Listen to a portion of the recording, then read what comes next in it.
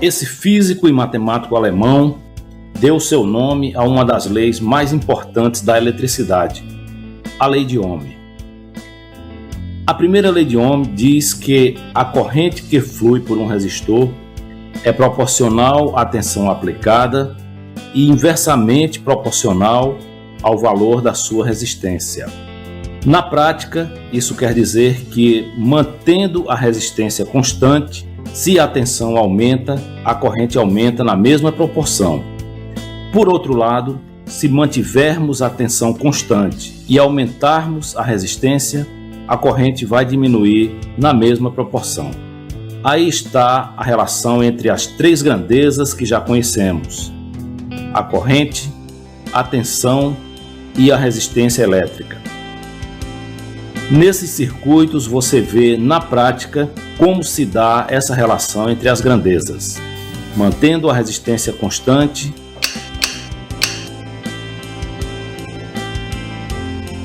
e mantendo a tensão constante.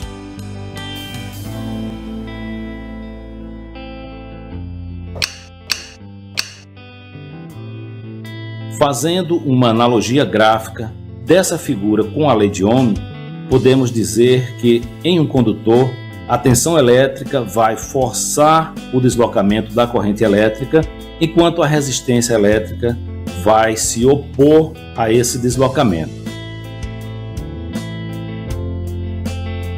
Nessa dica, você vai aprender facilmente a manipular a fórmula da lei de Ohm. Veja esse triângulo com as grandezas elétricas. Para calcular a corrente elétrica, basta cobrir a variável da corrente e teremos a tensão dividida pela resistência. No segundo caso, queremos calcular a resistência. Cobrimos a unidade e teremos a tensão elétrica dividida pela corrente elétrica. Por fim, para calcularmos a tensão elétrica, cobrimos a variável e teremos a resistência multiplicada pela corrente elétrica.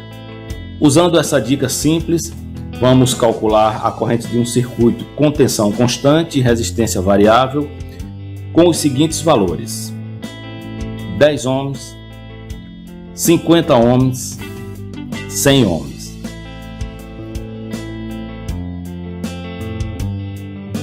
Observe que os valores da corrente diminuíram quando a resistência aumentou.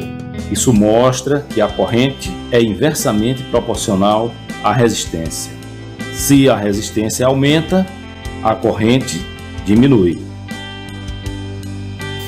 Agora vamos calcular a corrente de um circuito com resistência constante e tensão variável com os seguintes valores: 200 volts, 300 volts, 400 volts.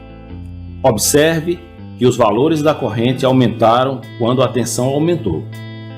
Isso mostra que a corrente é diretamente proporcional à tensão elétrica. Se a tensão aumenta, a corrente aumenta. A lei de Ohm é fundamental para o desenvolvimento de circuitos na área de eletroeletrônica. No nosso próximo vídeo, vamos aprender como associar os resistores nos circuitos elétricos.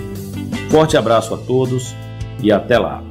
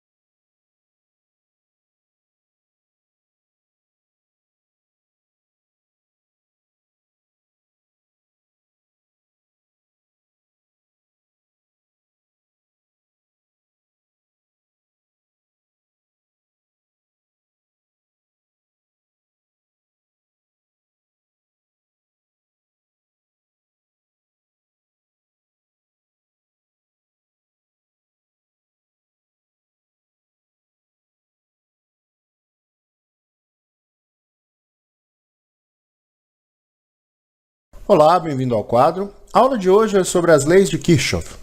Quando você quiser encontrar as correntes elétricas de um circuito, mas não conseguir reduzir esse circuito a um circuito mais simples, uma boa alternativa é utilizar as leis de Kirchhoff, que são duas. Uma é a lei dos nós e a outra é a lei das malhas. Para entender as leis de Kirchhoff, nós vamos estudar esse circuito elétrico da figura. Este circuito contém 2 geradores, um receptor e 3 resistências. O gerador 1 tem força eletromotriz E1 e resistência interna R1.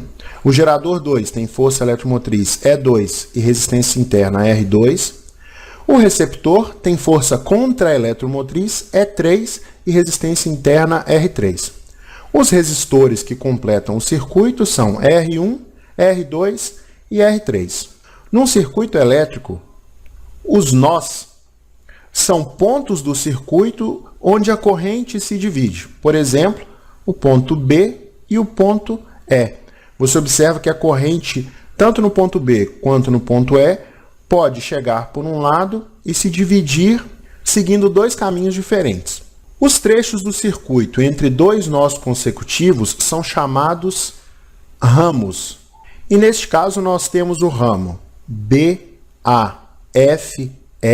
que fica entre os nós B e E.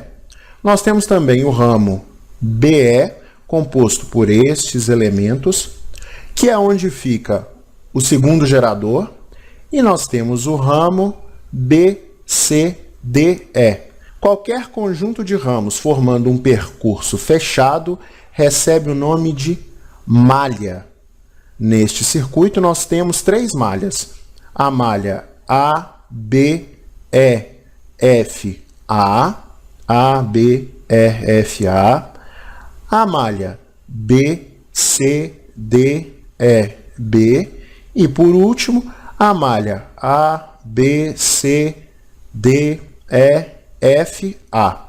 Começa no ponto A, passa pelo B, pelo C, pelo D, pelo E, pelo F e chega no A. Agora, vamos atribuir um sentido de corrente elétrica a cada ramo. Esse sentido pode ser arbitrário, mas é bom levar em consideração os elementos de circuito do ramo.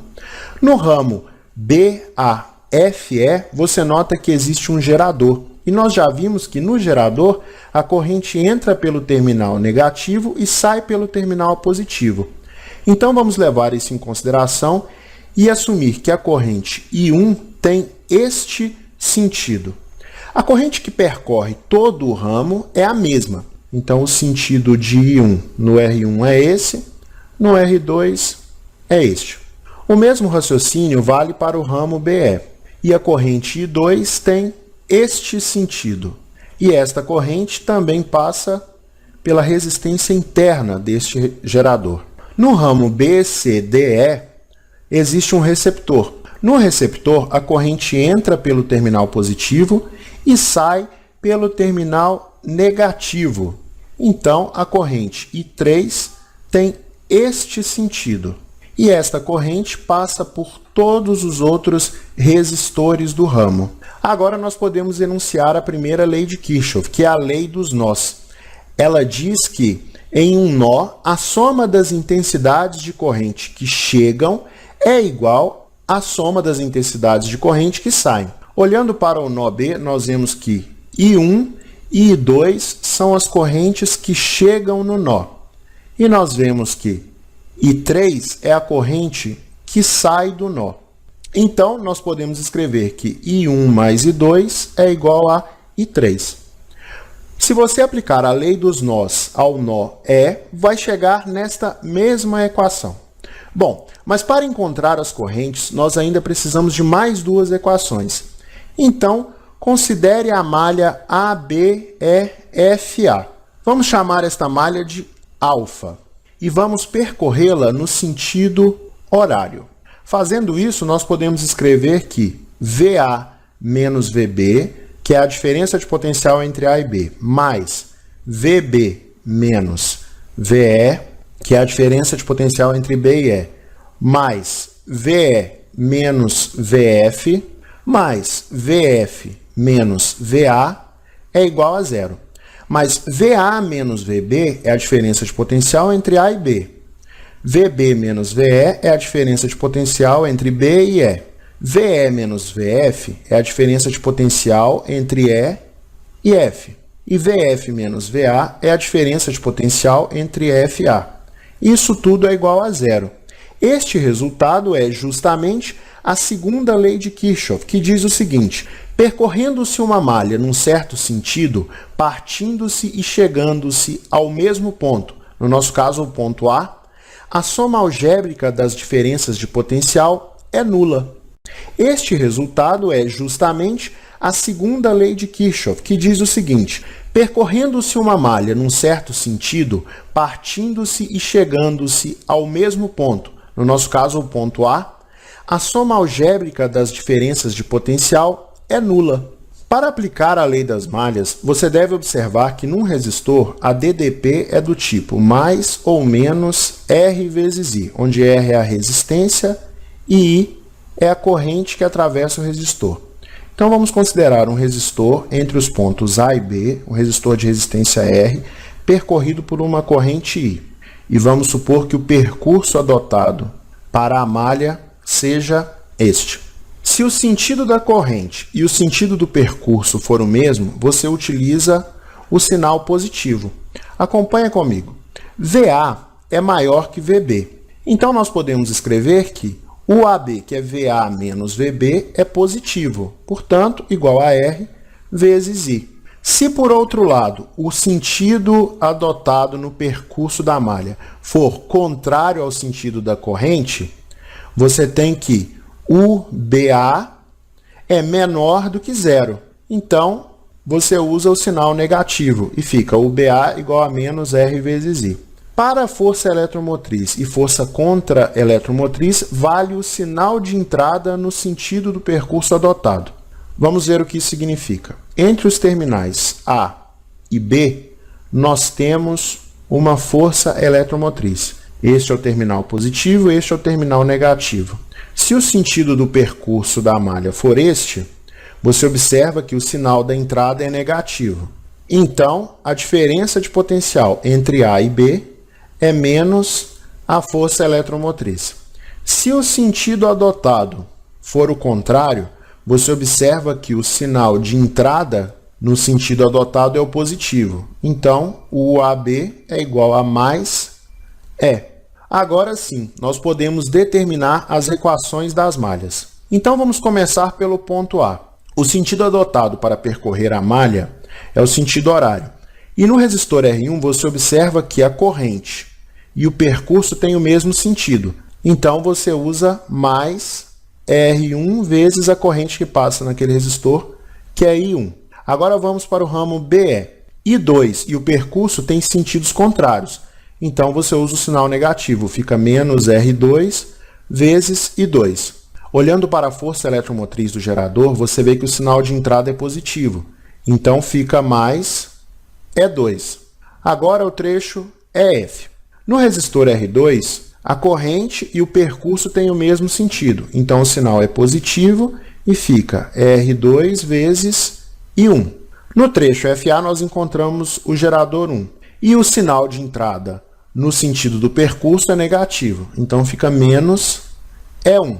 Na resistência interna R1, o percurso e a corrente têm o mesmo sentido. Então, fica positivo R1 vezes I1. Isso igual a zero. Esta seria a segunda equação necessária para resolver este problema, sendo a equação da lei dos nós a primeira. Agora vamos analisar a malha BCDEB, adotando este sentido para o percurso da malha e vamos chamar essa malha de beta. Começando do ponto B, o sentido do percurso e o da corrente são iguais, então fica R3 vezes I3. Em E3, o sinal de entrada é positivo, então fica mais E3. Depois, na resistência interna R3, o percurso adotado e a corrente têm o mesmo sentido, então fica mais R3 vezes I3. A diferença de potencial entre D e E é igual a zero. E agora, passando por E2, o sinal de entrada é negativo, então fica menos E2. E passando por R2, o percurso e a corrente têm o mesmo sentido. Então, fica mais R2 e 2. Chegando em B, isso é igual a zero. Esta é a terceira equação. Com estas três equações, é possível determinar as correntes em todos os ramos. É isso aí, pessoal. Na próxima aula a gente faz um exemplo. Um grande abraço e até logo!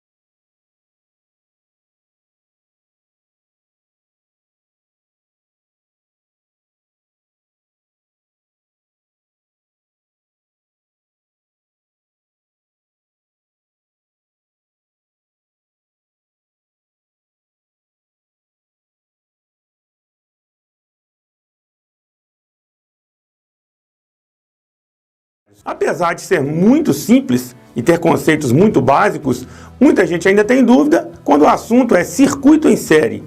O que eu tenho que saber em um circuito em série? Como isso pode me ajudar? Por que estamos falando de conceitos tão básicos? Nós vamos mostrar para vocês aqui na prática que, ao saber esses conceitos, você pode diagnosticar problemas em sua instalação elétrica. É isso mesmo. Te convido agora a vir comigo para a bancada em uma montagem prática, onde nós vamos mostrar todos esses conceitos. Muito bem, pessoal. Essa aqui é a montagem que nós preparamos. É simples, vou explicar para vocês.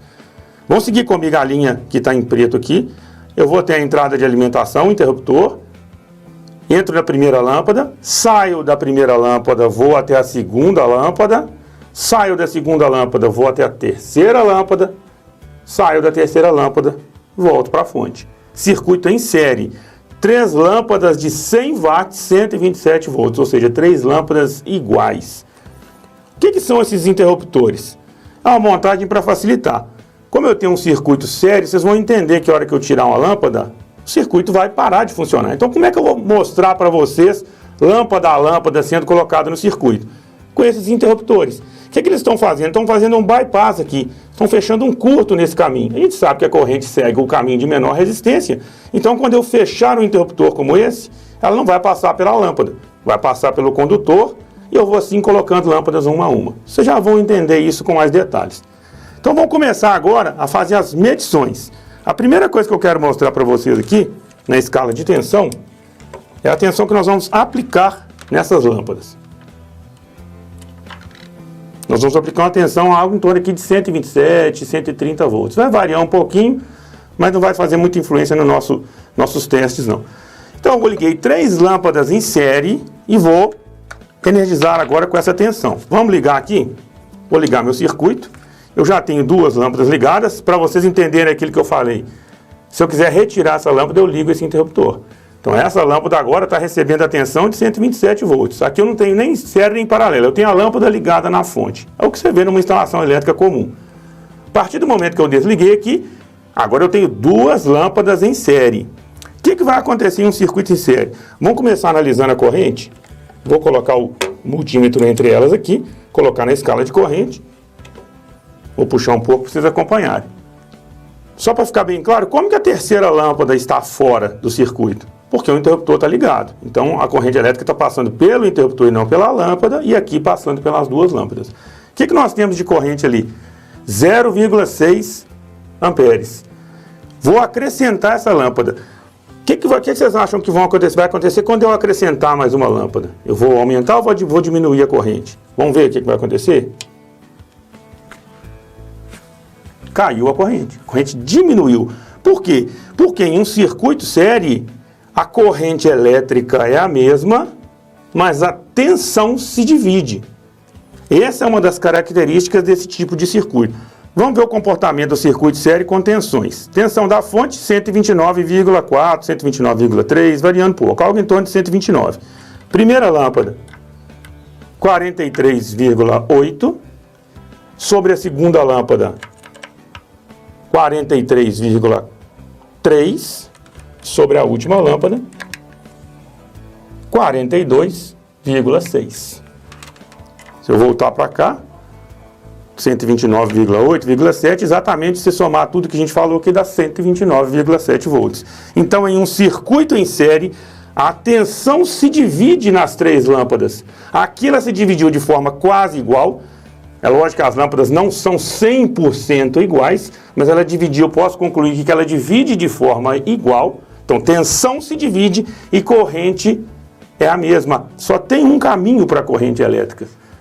Vamos ver um outro caso. Se eu fizer isso aqui agora, eu retirei essa lâmpada do circuito. Vamos ver o que está acontecendo aqui?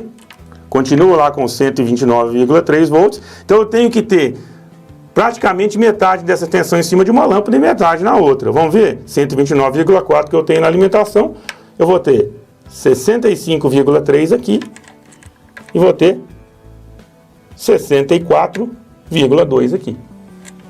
Eu vou ter exatamente a minha tensão da fonte, que era de 129,3,5, aqui, dividido pelas lâmpadas. Como eu falei que a tensão não se dividiu de forma 100% igual, elas não são 100% iguais, vamos ver como é que ficaria isso de uma forma mais radical? Eu vou desligar e vou trocar essa lâmpada por uma de potência diferente.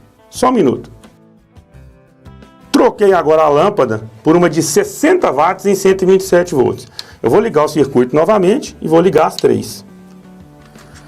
Percebam o que aconteceu aqui. A gente já consegue notar uma diferença de filamento. Eu tenho agora esses dois filamentos aqui muito mais fracos e esse aqui mais forte. Por quê? Uma lâmpada de 60 watts tem um valor de resistência maior do que aquele ali. Do que o das duas, do que o valor de 100 watts. Então, eu tenho a corrente elétrica circulando em um único caminho. Em um circuito série, a resistência de maior valor vai ter a maior tensão sobre ela. Vamos comprovar isso também? Vou colocar aqui de novo a minha tensão de alimentação, de 128,9 volts. Vou pegar a lâmpada, então, de resistência maior e potência menor. Eu tenho 83,7 volts sobre ela. E vou ter tensão igual sobre as outras duas, 23,1 e 22,5, que vai bater exatamente com a tensão que eu tinha aqui, de 129,2,3. Então, mais um fenômeno do circuito em série.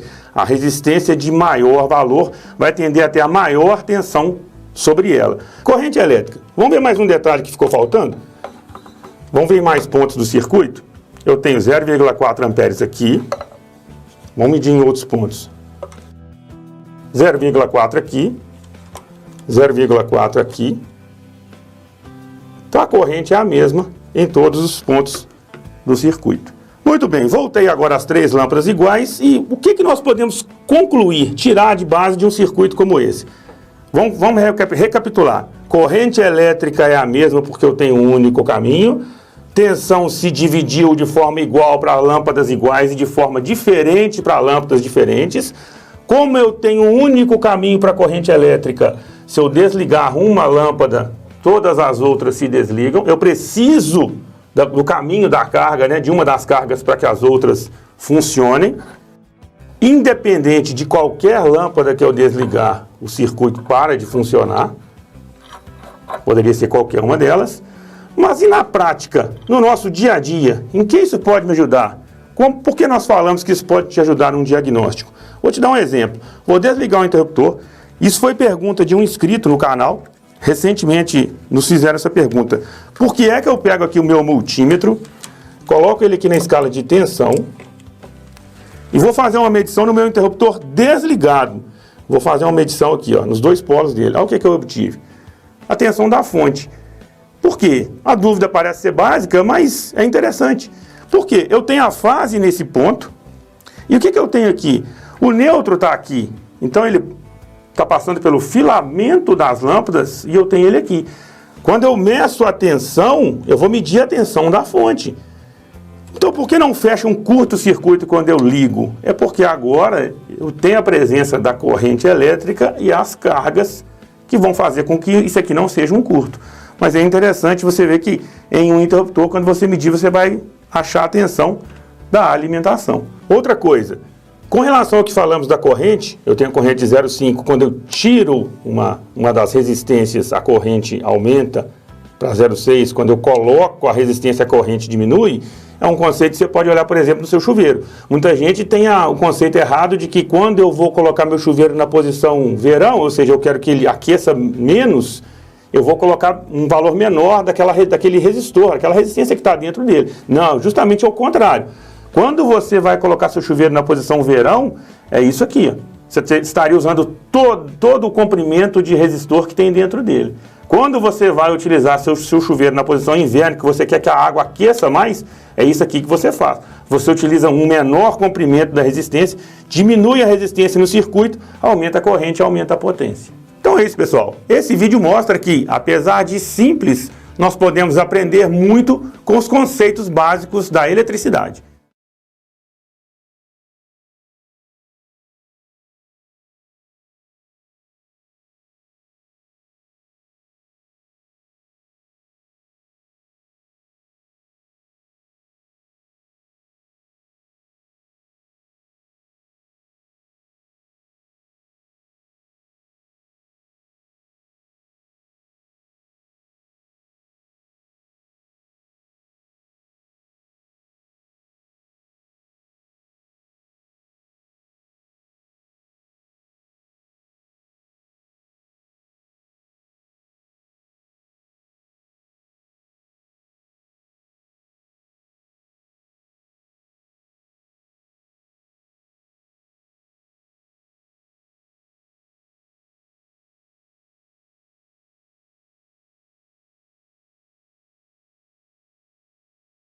Assim como fizemos com o nosso circuito em série, vamos continuar falando dos conceitos básicos de eletricidade, só que agora com circuito em paralelo. Eu sei que muitos eletricistas ainda fazem um pouco de confusão com a relação de tensão e corrente nesse circuito. Então resolvemos fazer uma montagem prática para fazer variações com a carga e verificar o que acontece com tensão e corrente. Antes da prática, eu gostaria de convidar para se inscrever no canal, ativar o sininho de notificações, se gostar desse vídeo, deixar seu like. Muito bem, vamos explicar primeiro a montagem, também é simples em paralelo. Aqui eu tenho a alimentação fase e neutro, ela apenas vai passar a fase pelo interruptor e eu vou repetir aqui nos dois polos de cada uma das lâmpadas.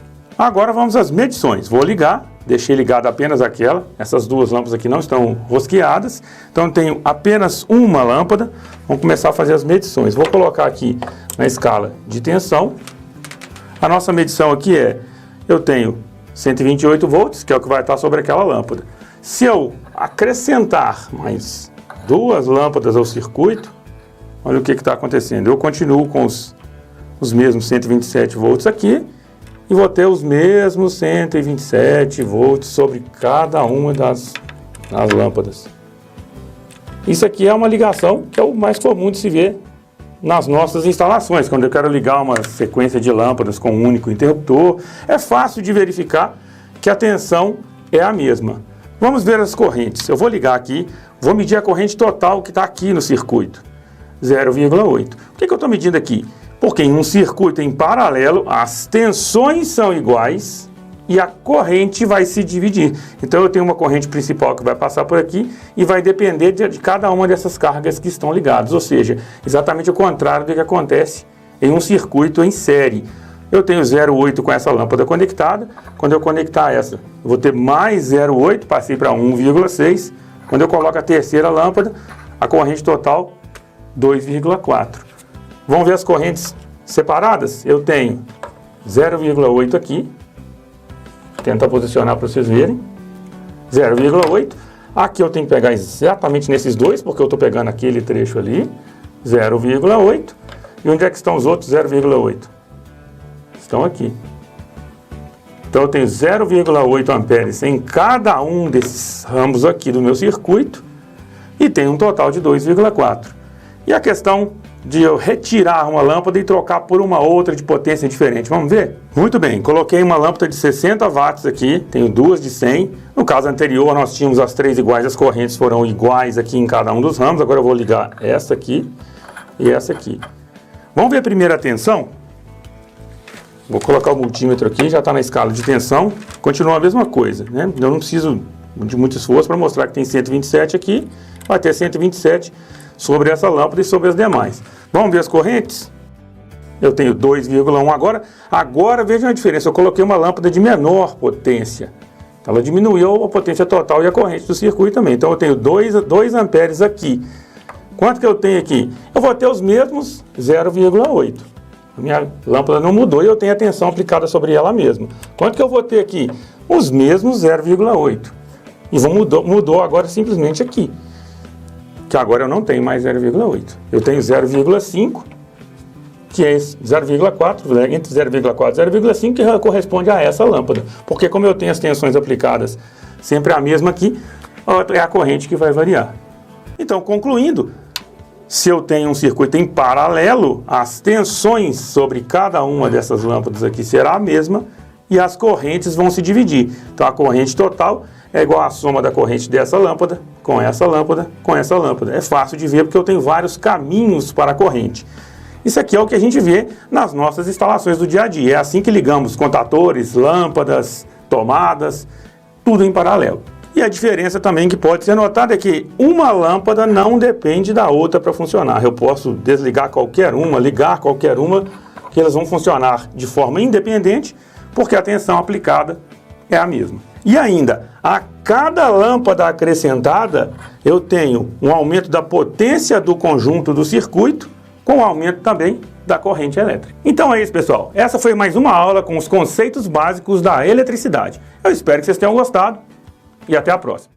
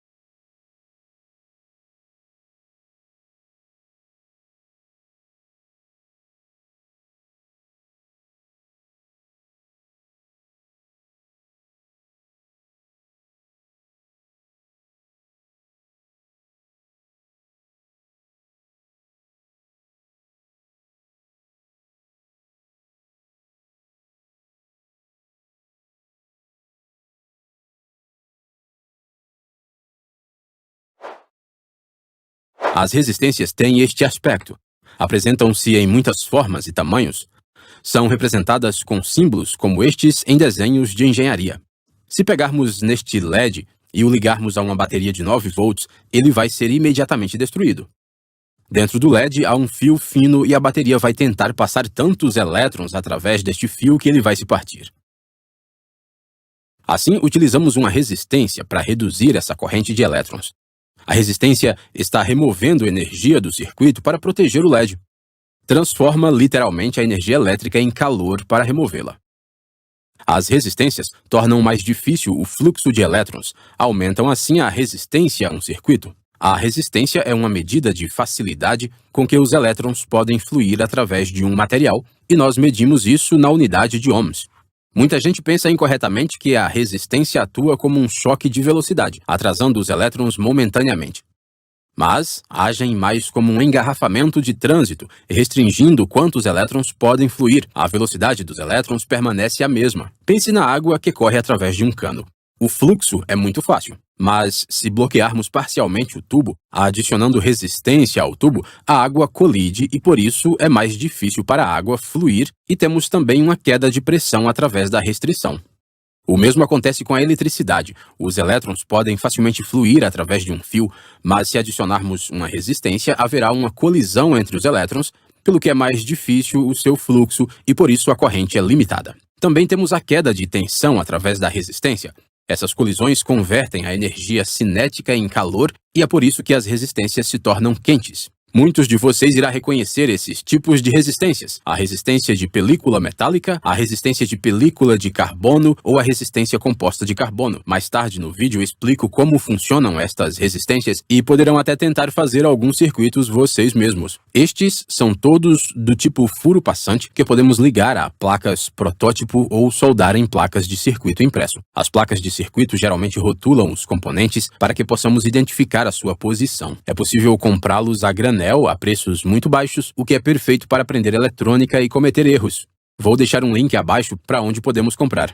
Estes têm uma resistência fixa e no lado da resistência temos estes riscos coloridos que indicam o valor da resistência. Vou mostrar como ler isso mais tarde no vídeo.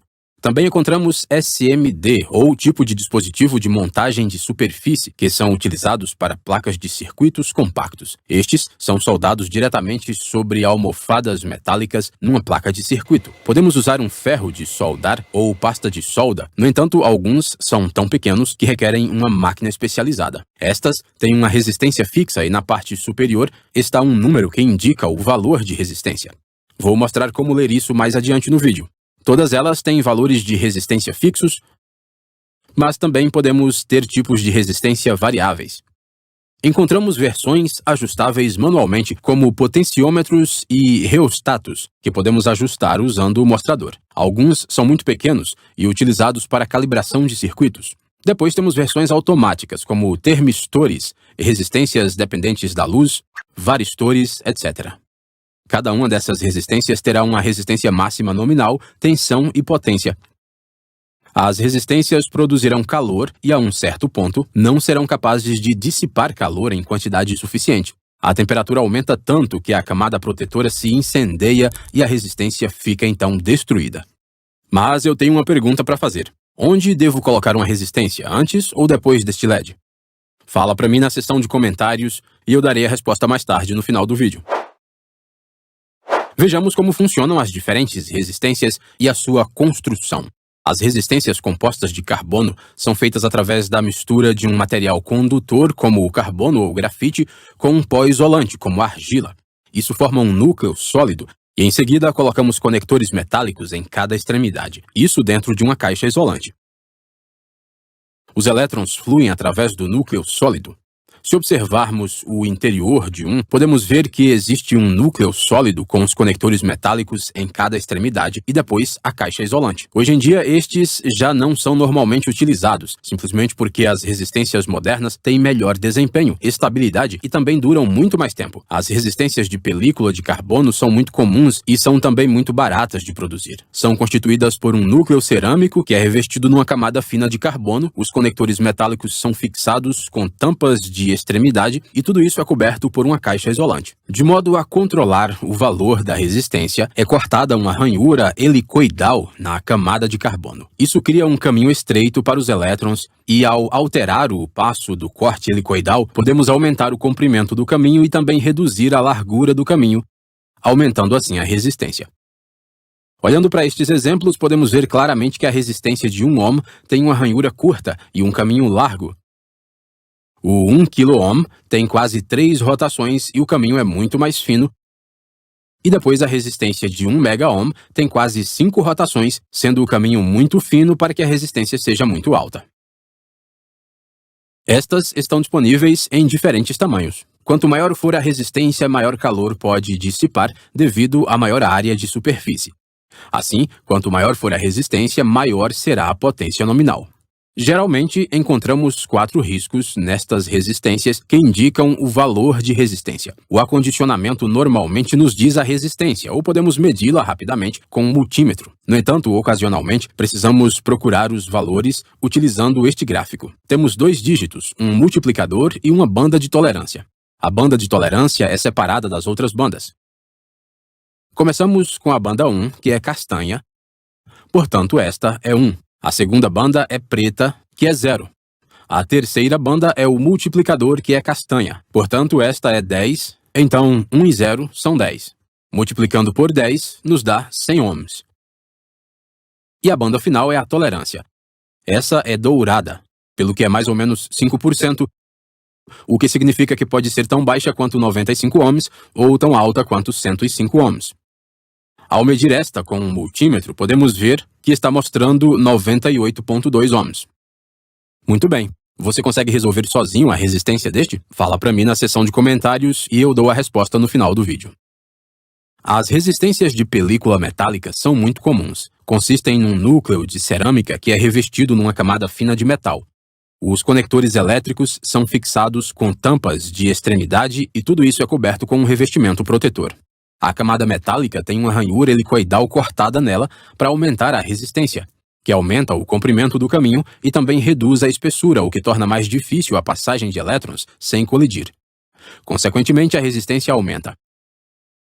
Podemos ver que essa resistência de 10 ohm tem um caminho muito largo e curto, pelo que a resistência é baixa. Se o compararmos com essa resistência de 1 megaohm, que tem um caminho muito fino e longo, então a resistência é muito alta. As resistências desse tipo têm uma tolerância elevada e uma estabilidade muito boa, pelo que é frequentemente preferida em relação à película de carbono ou composto de carbono, embora seja ligeiramente mais cara. Estão disponíveis em diferentes potências nominais. Quanto maior o tamanho, maior a classificação e, portanto, mais calor pode dissipar. Os riscos coloridos indicam o nível de resistência e geralmente temos 5 riscos neste tipo. O invólucro normalmente nos indica a resistência, ou podemos verificar com um multímetro. Caso contrário, podemos utilizar esse gráfico para consultar os valores. Temos 3 dígitos, um multiplicador e uma banda de tolerância. O primeiro risco é laranja, que é 3. O segundo é laranja, que é 3. O terceiro risco é preto, que é 0. Combine estes números para obter 330. O quarto risco é o multiplicador, que é preto, e este é 1. Portanto, 330 multiplicado por 1 é apenas 330 ohms. O quinto risco é a tolerância. Este é castanho, que significa mais ou menos 1%, pelo que poderia estar entre 327 e 333 ohms. Quando meço esta, é 329,9 ohms. Você consegue resolver sozinho a resistência deste? Deixe a sua resposta nos comentários e eu darei a resposta no final do vídeo. As resistências wire wound apresentam diferentes designs, oferecem potências nominais e corrente muito elevadas. Pode ver que são muito básicas, apenas um fio enrolado em volta de um núcleo cerâmico e são depois cobertas com uma fina camada de isolamento. A espessura, o comprimento e o material utilizado determinam a resistência. Esta mostra que é classificada para 50 watts e 2 ohm. Algumas são enterradas num bloco cerâmico com cimento, mas dentro destas só existe uma bobina de fio de nicromo resistivo enrolado em volta de um núcleo cerâmico com duas tampas de extremidade ligadas. Essas são utilizadas em aplicações de alta temperatura, uma vez que a camada de cimento e cerâmica protege o fio interno. Esta mostra que é classificada para 10 watts e 10 ohms. Outro exemplo comum é este design, que utiliza uma caixa de alumínio que ajuda a dissipar muito calor. Essas saliências aumentam a área de superfície para que mais calor indesejado possa ser liberado pela resistência. Existem orifícios no invólucro para que possamos montá-lo numa superfície. No interior encontramos um núcleo cerâmico com uma bobina de fio de nicromo resistivo entre dois conectores elétricos. Tipicamente, isso possui alguma forma de isolamento à sua volta e depois é tudo confinado dentro do invólucro metálico com uma tampa de extremidade de resina. Esta mostra que está classificada para 10 watts e 33 ohms. As resistências dos dispositivos de montagem de superfície estão disponíveis em muitos tamanhos, sendo algumas como esta tão pequenas que é necessário um microscópio para as ver. A construção é bastante simples. Tipicamente, temos um corpo cerâmico com um eletrodo em cada extremidade. Estes são ligados por uma fina camada de material resistivo e depois cobertos com uma caixa de proteção isolante e cobertos com conectores metálicos. O material resistivo tem um recorte feito a laser, o que reduz a área que os elétrons podem fluir de modo a aumentar a resistência. Estas conferem uma tolerância elevada, mas têm uma potência muito baixa. No topo estão alguns números que indicam o valor da resistência. Com uma versão de 3 dígitos, os primeiros 2 dígitos representam o valor significativo e o terceiro dígito é o multiplicador, ou quantos zeros estão após o valor significativo. Para exemplificar, esta mostra 240. Os 2 primeiros dígitos são 24, e os multiplicamos por 1, pelo que se trata apenas de uma resistência de 24 ohms. Esta é 101, pelo que é 10 multiplicado por 10, perfazendo 100 ohms. Esta mostra 183, portanto é 18 multiplicado por 1000, ou 18 kΩ. Com códigos de 4 dígitos, os primeiros 3 representam os valores significativos e o valor final é o multiplicador. Essa mostra 1000. Portanto, é 100 multiplicado por 1, o que significa que é uma resistência de 100 ohm. Esta mostra 3502. Portanto, esta é uma resistência de 35 kΩ. Há ocasiões em que temos a letra R antes entre os valores. A consideramos como uma casa decimal. Portanto, essa resistência R56 é 0,56 ohms. Essa resistência 47R5 é 47,5 ohms. Existem também versões com valores de 3 dígitos com letras no final. Temos que procurar estes valores numa tabela. Começamos encontrando os 2 primeiros valores na tabela. Neste caso, 26, que é 182. E depois encontramos a letra que é C.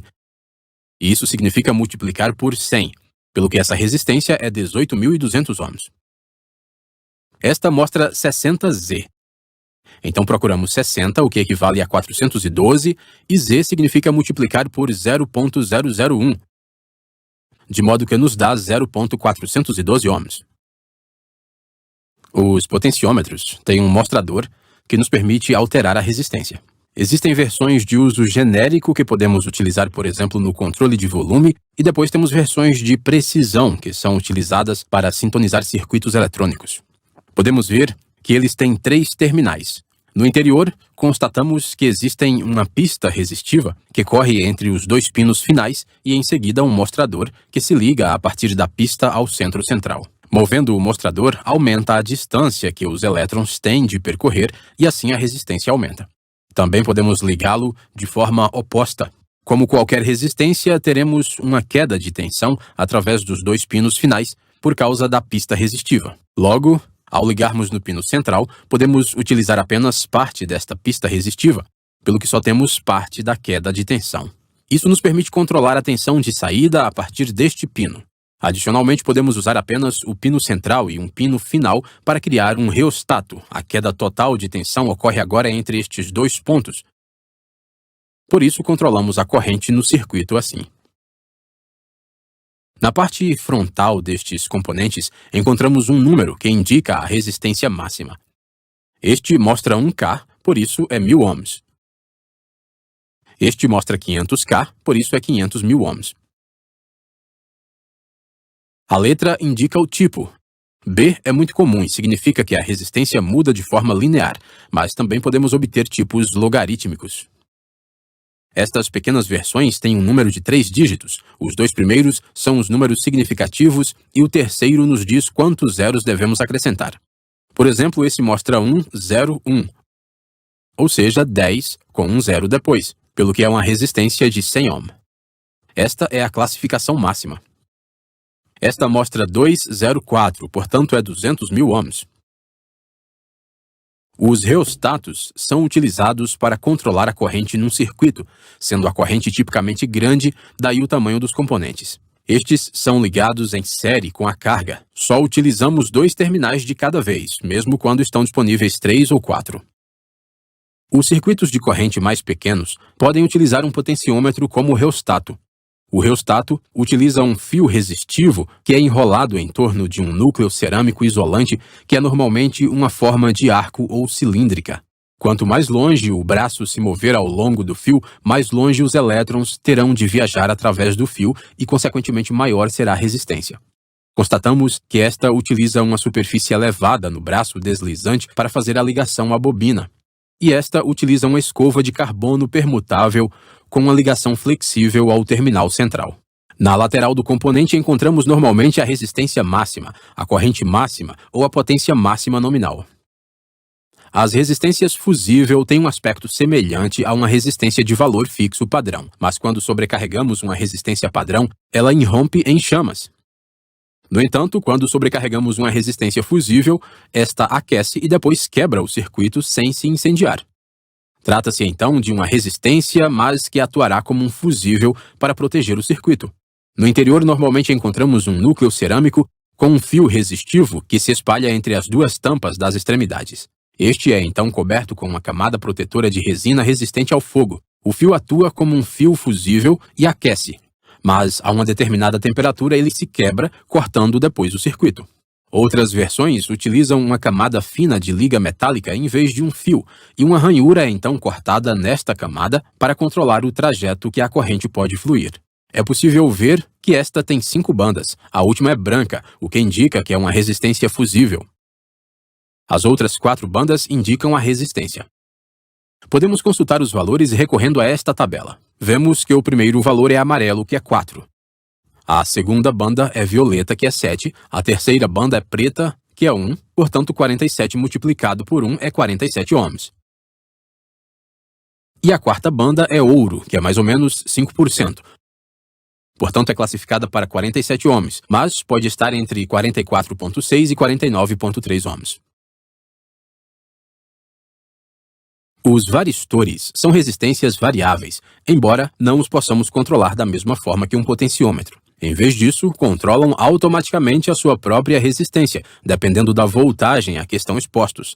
Tem um aspecto muito semelhante a um condensador de cerâmica, mas comporta-se ligeiramente como um diodo Schottky. Normalmente o ligamos em paralelo através da alimentação para um circuito elétrico delicado. A regra geral pode ter uma resistência muito elevada, pelo que atua como um isolador e quase nenhuma corrente fluirá através dele. Mas, a uma certa tensão, se torna um condutor e curta o circuito à terra. Isso é muito útil uma vez que protege o circuito contra picos de tensão. No interior, tipicamente temos uma mistura de grãos de óxido de zinco metálico dentro de um núcleo cerâmico. Este é revestido com placas metálicas e conectores elétricos e depois é coberto com um invólucro protetor de epóxi. Constatamos que este tem alguns dígitos na frente. O 14 indica o diâmetro, o D indica a forma. Depois temos 1, 2, 1. Isso significa 12 com um zero depois. Por isso é classificado para 120 volts. E o K indica uma tolerância de mais ou menos 10%, para que possa estar entre 108 e 132 volts. Os termistores são resistências térmicas. Temos os tipos NTC e PTC. Os NTC irão diminuir à medida que a temperatura aumenta e os PTC irão aumentar a resistência à medida que a temperatura aumenta. Podem se obter nas formas de filme, grânulo cerâmico, chip, disco e vidro encapsulado. É bastante simples a sua construção, simplesmente uma camada de semicondutor entre dois condutores e esta é coberta com um revestimento protetor. O material semicondutor atua como um isolante, assim os átomos agarram-se firmemente aos elétrons. Mas, à medida que o calor é aplicado, a energia térmica excita os elétrons, lhes dando energia suficiente para se libertarem dos átomos, de modo a que uma corrente possa fluir.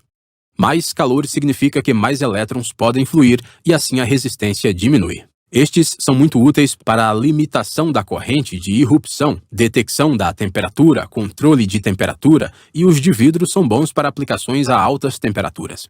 Os detectores de temperatura de resistência são um sensor de temperatura simples, geralmente consistem de um núcleo cerâmico com um fio de platina enrolado à sua volta, ligado entre dois conectores elétricos, e este é depois coberto com um revestimento protetor. Costumam ser colocados dentro de uma caixa metálica para medir a temperatura do líquido. Utiliza-se a platina porque a sua resistência aumenta num padrão quase linear à medida que a temperatura aumenta. Isso torna os cálculos muito fáceis. Quando o fio é aquecido, a sua resistência aumenta. Isso se deve ao fato de os átomos no interior ficarem excitados e se movimentarem. Isso torna mais fácil a passagem dos elétrons sem colidir, pelo que a resistência aumenta à medida que a temperatura aumenta. As resistências dependentes da luz são resistências variáveis. Ajustam automaticamente a sua resistência em função da quantidade de luz a que estão expostas. Tem uma base cerâmica que é revestida com sulfureto de cádmio. Esta é depois coberta com duas placas de eletrodos separadas por um pequeno espaço. Os terminais elétricos ligam-se a ela e normalmente encontramos um revestimento de proteção transparente que cobre o componente. Regra geral, tem uma elevada resistência. Os elétrons dentro do cádmio são mantidos no lugar pelos seus átomos, mas quando expostos à luz, os fótons passam através da fenda, atingem os átomos de cádmio e derrubam alguns elétrons. Outro elétron tomará o seu lugar de modo que se desenvolve uma corrente. À medida que a luz aumenta, mais elétrons começam a fluir, pelo que a resistência diminui à medida que a luz aumenta. Vem numa gama de valores de resistência, mas normalmente não tem quaisquer marcas, só encontramos isso na embalagem. Para os identificar é necessário testar na escuridão total. Estes são úteis para os circuitos automáticos de luzes noturnas e sensores de escuridão. Os extensômetros têm um aspecto semelhante a este. É um sensor que deforma sob tensão. Observamos que existe uma camada de isolamento e uma fina camada condutora de película de alumínio num padrão de rede que fornece um caminho para a eletricidade. Em repouso, podemos ver que o extensômetro tem uma certa resistência, mas se o deformarmos assim, a resistência aumenta. E se o deformarmos assim, a resistência diminui. Isso acontece porque o material está se esticando e se contraindo. Assim, o comprimento e largura do condutor está mudando em quantidades muito pequenas. Os fios mais compridos e mais finos têm mais resistência do que os mais curtos e grossos. Estes são frequentemente utilizados em circuitos de ponte de Wheatstone para medir a pressão, como num interruptor de pressão eletrônico. Não se esqueça de verificar a PCB-Way para todas as suas necessidades de impressão 3D, máquinas CNC, moldagem por injeção e até mesmo fabricação de chapas de metal. Tem um link para você abaixo na descrição do vídeo. Pegue uma bateria de 9 volts, e, utilizando uma placa de teste, insira uma resistência de 1 kΩ e depois ligue a bateria. Os elétrons estão fluindo da bateria e através da resistência. Deve ser visível uma corrente de cerca de 0,009 amps. Podemos calculá-la desta forma. Isso nos dá uma dissipação de energia de 0,081 watts. Esta é uma resistência de 0,5 watt, que funcionará bem e vai gerar um pouco de calor. Mas se ligarmos uma resistência de 10 ohm, ela vai se incendiar. Isso porque a corrente é agora de cerca de 0,9 amps e por isso a potência é de cerca de 8 watts. Esta é apenas classificada para 0,5 watts, pelo que sobreaquece e se incendeia rapidamente. Assim podemos ver que quanto maior for a resistência, menor será a corrente. Se ligarmos um LED vermelho com uma resistência de 470 ohm a uma bateria de 9 volts, o LED brilha intensamente. Não importa se colocarmos a resistência antes ou depois do LED, ela será a mesma. A corrente é de cerca de 0,15 amperes, o LED está a cair cerca de 2 volts e a resistência está a cair mais de 7 volts. A dissipação de energia é de cerca de 0,1 watts. Se utilizarmos uma resistência de 10 kΩ, o LED tem uma intensidade muito fraca. A corrente é de cerca de 0,0007 amps. Mas ainda temos uma queda de tensão de 2 volts no LED e 7 volts na resistência. A resistência está apenas a limitar o número de elétrons que podem fluir. Se ligarmos o LED com uma resistência de 470 ohm e depois ligá-lo ao pino central de um potenciômetro de 1 kΩ, podemos agora escurecer o LED. Isso atua como um reostato, limitando a corrente. Com o mostrador todo para a esquerda, o LED está no seu ponto mais brilhante. Quase não há queda de tensão sobre o potenciômetro. A resistência tem cerca de 7 volts e o LED tem cerca de 2 volts. A corrente é de cerca de 0,015 amps. Com o mostrador todo para a direita, o LED é fraco. A corrente é de cerca de 0,005 amps. Temos uma queda de tensão de 1,9 volts no LED, 2,2 volts sobre a resistência e 4,9 volts sobre o potenciômetro. Assim podemos variar a resistência para controlar a corrente no circuito. Sabemos que há uma queda de tensão sobre uma resistência. Se tivermos duas resistências de tamanho igual em série, a queda de tensão será a mesma em cada uma. Assim, se medirmos entre a resistência e a terra, podemos aceder à metade da tensão e, consequentemente, criamos um divisor de tensão. A mesma corrente flui através de ambas, mas a queda de tensão e a dissipação de energia é diferente. Está a ser dividida. Se trocarmos a primeira resistência por uma resistência de 470 ohm, temos acesso a 6,1 volts. Se trocarmos estas resistências, só temos acesso a 2,9 volts. Podemos assim controlar a tensão de saída, controlando os valores das resistências. Ou podemos usar um potenciômetro. O mostrador nos permite usar apenas parte da resistência, de modo a termos apenas parte da queda de tensão. Também podemos fazer uma divisória de corrente, colocando resistências em paralelo. Uma única resistência de 470 ohm fará fluir 0,019 amps. Se adicionássemos uma segunda em paralelo, ela também passaria 0,019 amps. Os caminhos são combinados de modo que a corrente total seria de cerca de 0,38 amps. Assim, poderíamos usar uma resistência de 235 ohm ou duas resistências de 470 ohm em paralelo. A corrente total e a potência são as mesmas, mas em paralelo a corrente e a potência são partilhadas. Muito bem, então, para responder às perguntas, a resistência pode ser colocada antes ou depois do LED sem que faça qualquer diferença. A resistência de película de carbono tem uma classificação de 1 megaohm e a resistência de película metálica tem uma classificação de 22 kΩ.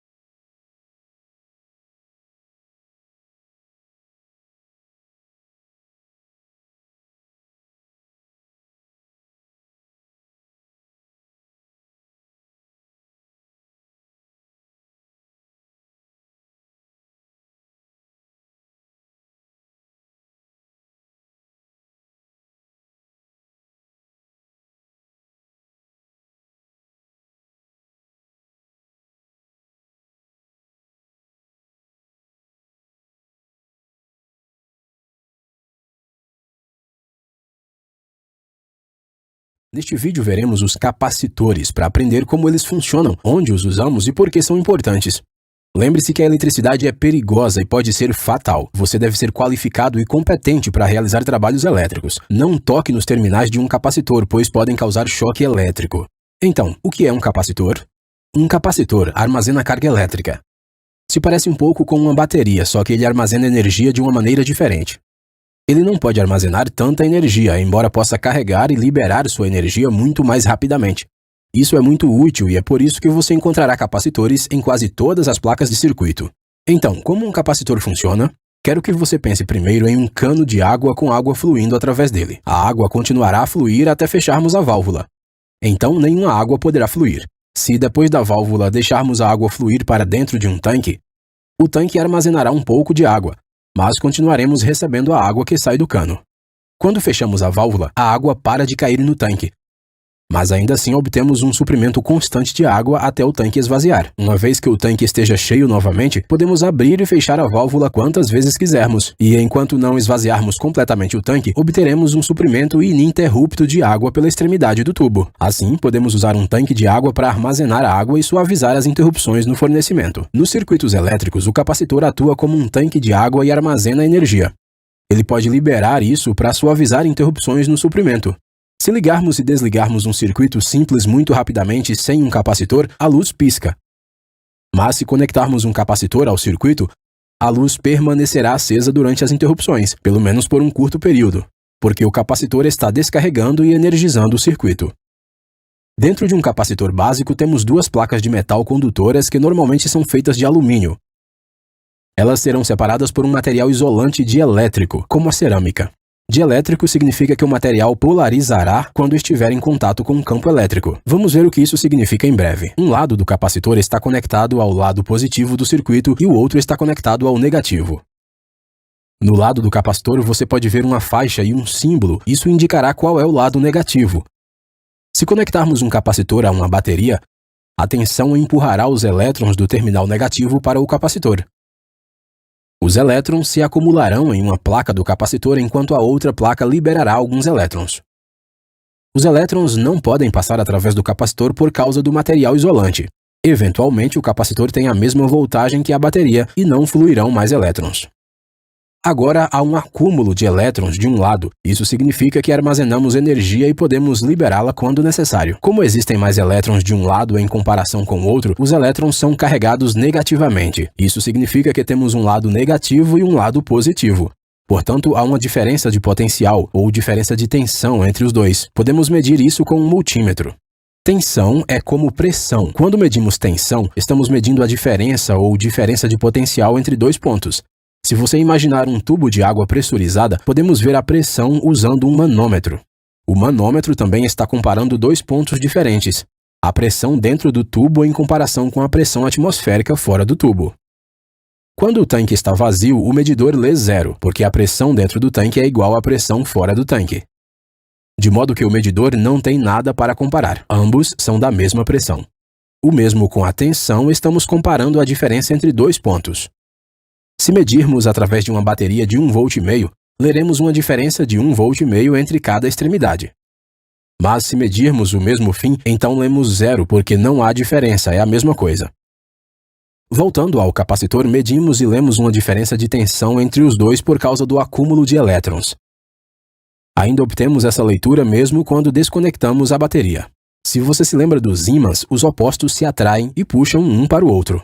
O mesmo ocorre com o acúmulo de elétrons carregados negativamente. Eles são atraídos para as partículas carregadas positivamente dos átomos na placa oposta, mas nunca podem tocá-los por causa do material isolante. Essa atração entre os dois lados é um campo elétrico que mantém os elétrons no lugar até que outro caminho seja feito. Se colocarmos uma pequena lâmpada no circuito, existe agora um caminho para os elétrons fluírem e atingirem o lado oposto. Assim, os elétrons fluirão através da lâmpada, alimentando-a, e os elétrons alcançarão o outro lado do capacitor. Isso terá apenas uma curta duração até que a acumulação de elétrons se iguale em cada lado. Então, a tensão é 0 e não há força de empuxo e nenhum elétron fluirá. Depois de conectar a bateria novamente, o capacitor começará a carregar. Isso nos permite interromper a fonte de alimentação e o capacitor fornecerá energia durante essas interrupções. Então, onde usamos capacitores? Eles parecem um pouco diferentes, mas são fáceis de identificar. Nas placas de circuito, eles tendem a se parecer com algo assim, e podemos vê-los representados em desenhos de engenharia como estes. Também podemos obter capacitores maiores, que são usados, por exemplo, em motores de indução, ventiladores de teto ou aparelhos de ar-condicionado. E também podemos obter enormes como esse, que são usados para corrigir o baixo fator de potência em grandes edifícios. Do lado de um capacitor encontraremos dois valores. Estes serão a capacitância e a tensão. Medimos a capacitância do capacitor na unidade de farads, que mostramos com um F maiúsculo, embora normalmente medimos um capacitor em microfarads. De modo que temos um microsímbolo logo antes disso, que se parece com a letra U, com uma cauda. O outro valor é a nossa voltagem, que medimos em volts, com um V maiúsculo. No capacitor, o valor da voltagem é a voltagem máxima que o capacitor pode suportar. Este capacitor é classificado em uma certa tensão e se eu exceder esse valor, ele vai explodir. Vou mostrar isso de novo com nossa câmera lenta. É muito legal. Então, por que usamos capacitores? Uma das aplicações mais comuns de capacitores em grandes edifícios é a correção do fator de potência. Quando muitas cargas indutivas são colocadas em um circuito, as formas de onda de corrente e tensão não sincronizam umas com as outras e a corrente ficará atrás da tensão. Em seguida, usamos os bancos de capacitores para neutralizar isso e colocar os dois novamente em alinhamento. Nós cobrimos o fator de potência antes em detalhes, verifique os links abaixo.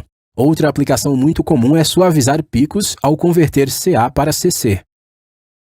Quando usamos um retificador de ponte completa, a onda senoidal CA é invertida para fazer o ciclo negativo fluir em uma direção positiva. Isso fará o circuito pensar que está recebendo corrente direta, mas um dos problemas com esse método é a diferença entre os picos. Mas, como vimos anteriormente, podemos usar um capacitor para liberar energia no circuito durante essas interrupções, e isso suavizará a fonte de alimentação para parecer mais uma fonte de corrente contínua. Podemos medir a capacitância e a tensão armazenada usando um multímetro. Nem todos os multímetros possuem a função de capacitância, mas deixarei um link abaixo para o modelo que eu pessoalmente uso. Você deve ter muito cuidado com os capacitores, pois sabemos que eles armazenam energia e podem manter valores de alta tensão por um longo tempo, mesmo quando desconectados de um circuito. Para verificar a voltagem, passamos para a voltagem DC no nosso medidor e em seguida conectamos o fio vermelho ao lado positivo do capacitor e o fio preto ao lado negativo. Se obtivermos uma leitura de vários volts ou mais, devemos descarregá-lo, conectando com segurança os terminais a um resistor e continuando a ler a tensão. Queremos garantir que ela seja reduzida para a faixa de milivolts antes de manuseá-lo, caso contrário podemos sofrer um choque. Para medir a capacitância, simplesmente mudamos o medidor para a função capacitor. Conectamos o fio vermelho ao lado positivo e o fio preto ao lado negativo. Após um pequeno atraso, o medidor nos dará uma leitura. Provavelmente obteremos uma leitura próxima ao valor indicado, mas não exato. Por exemplo, este é avaliado em 1000 microfarads, mas quando lemos, obtemos uma medida em torno de 946. Este é avaliado em 33 microfarads, mas medimos em torno de 36.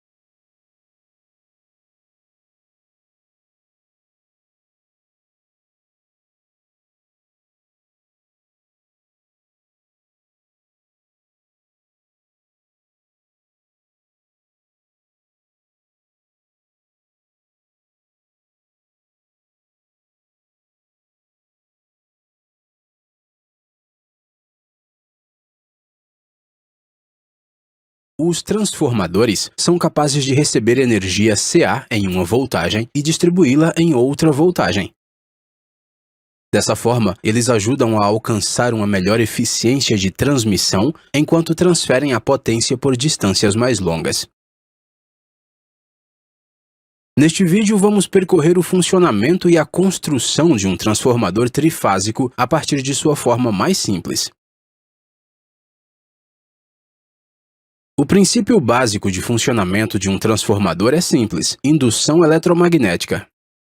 De acordo com este princípio, um fluxo magnético variável associado a um loop irá induzir uma força eletromotriz através dele.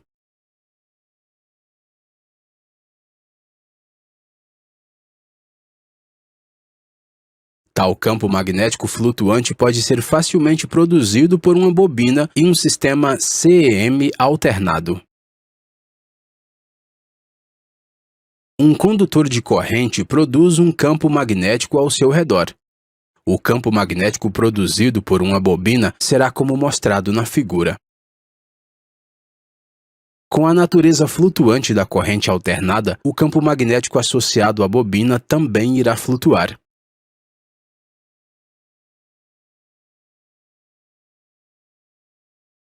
Este fluxo magnético pode ser efetivamente ligado a um enrolamento secundário com a ajuda de um núcleo feito de material ferromagnético.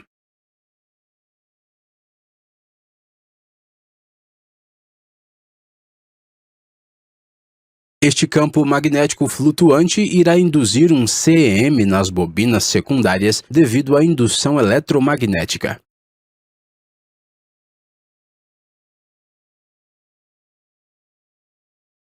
Uma vez que as curvas são organizadas em uma série, o CEM líquido induzido através do enrolamento será a soma dos CEMs individuais induzidos em cada curva.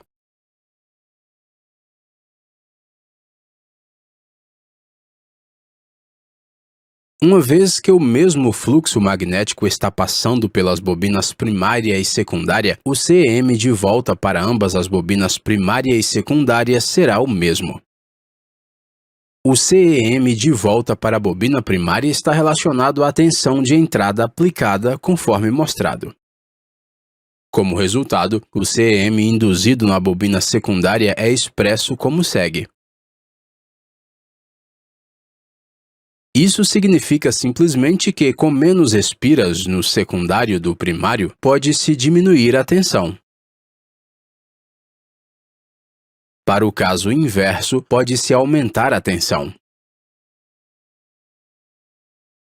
Mas, uma vez que a energia é conservada, as correntes primárias e secundárias devem obedecer à seguinte relação. Os transformadores trifásicos usam 3 desses transformadores monofásicos, mas com uma configuração de bobina ligeiramente diferente. Aqui as bobinas primária e secundária ficam concêntricas.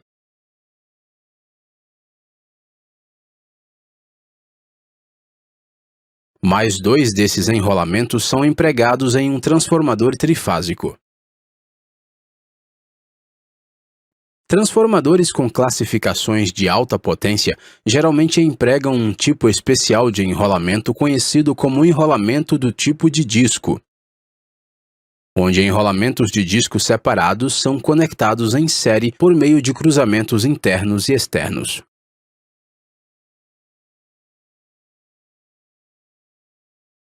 Os enrolamentos de baixa tensão são conectados em uma configuração delta e os enrolamentos de alta tensão são conectados em uma configuração estrela. Assim, a tensão da linha aumenta ainda mais para rotear 3 vezes no lado da alta tensão. Isso também significa que, de um transformador trifásico, podemos extrair 4 fios de saída, fios de alimentação trifásicos e um neutro. Buchas isoladas de alta tensão são necessárias para liberar a energia elétrica.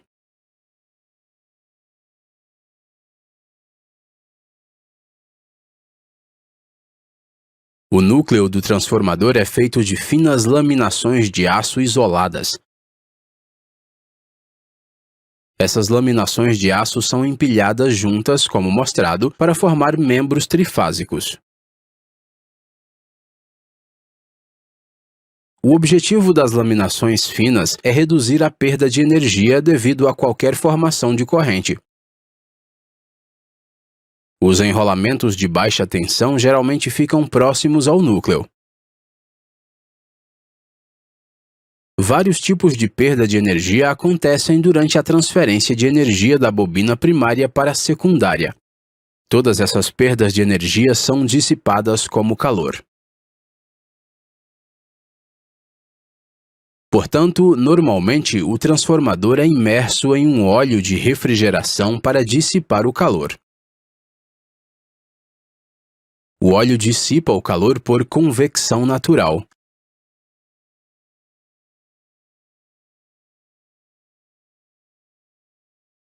O óleo no tanque se expandirá conforme absorve o calor.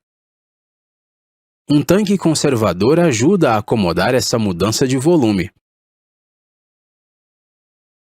Para saber mais sobre os diferentes tipos de núcleos e enrolamentos dos transformadores, confira nossos outros vídeos.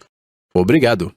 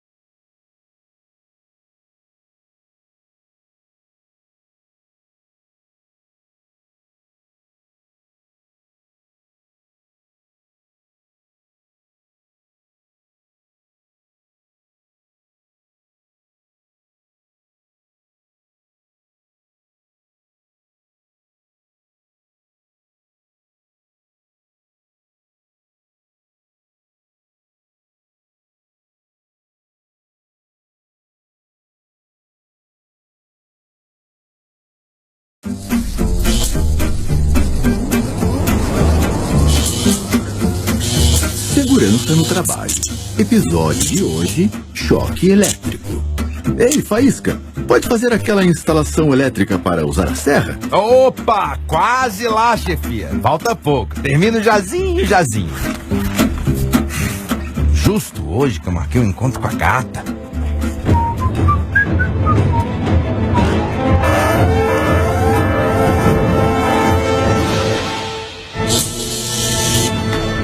Homem, mas eu ia tomando um chocão, ó. Ei, rapaz, que agonia foi essa? Tá tudo bem aí? Quem dera se na vida real aparecesse um herói para nos salvar. Já que ele não aparece, devemos tomar consciência de nossos atos inseguros. Sim, também tem que usar os EPIs, equipamento de proteção individual. Cumprir as normas e, mais importante ainda, fazer tudo com calma e com atenção. E para você não se expor ao mesmo risco, fica a dica. Ô, gente, para os trabalhos com eletricidade envolvendo baixa tensão, tem que usar os EPIs, equipamento de proteção individual, uniforme, luva isolante de borracha, botina com isolamento de densidade, óculos de proteção e capacete de segurança. E para os trabalhos com eletricidade envolvendo alta tensão, uniforme resistente a arco elétrico que não propague chamas, luva isolante de borracha, botinas com isolamento bidensidade, capacete de segurança, braçadeiras e perneiras de proteção, vara de manobra e vara de teste de tensão. E também, meu povo, não pode faltar os EPCs, que são os equipamentos de proteção coletiva. São eles: isolamento através de obstáculos para a área restrita, isolação elétrica, que é a isolação das partes vivas, e dispositivo de bloqueio. Além, meu povo, da sinalização de segurança, que são as placas de regulamentação e advertência.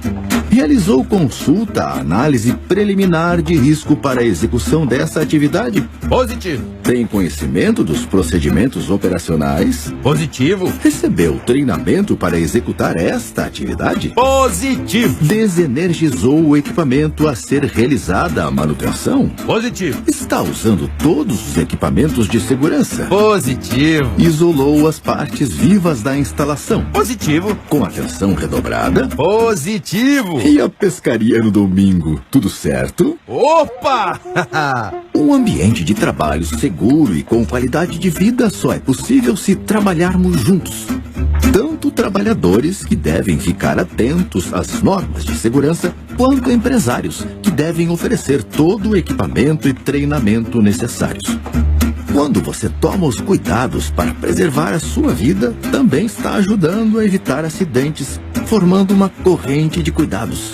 Entre nela e faça a sua parte. Sua família, seus colegas, sua empresa e todos que se preocupam com o seu bem-estar agradecem.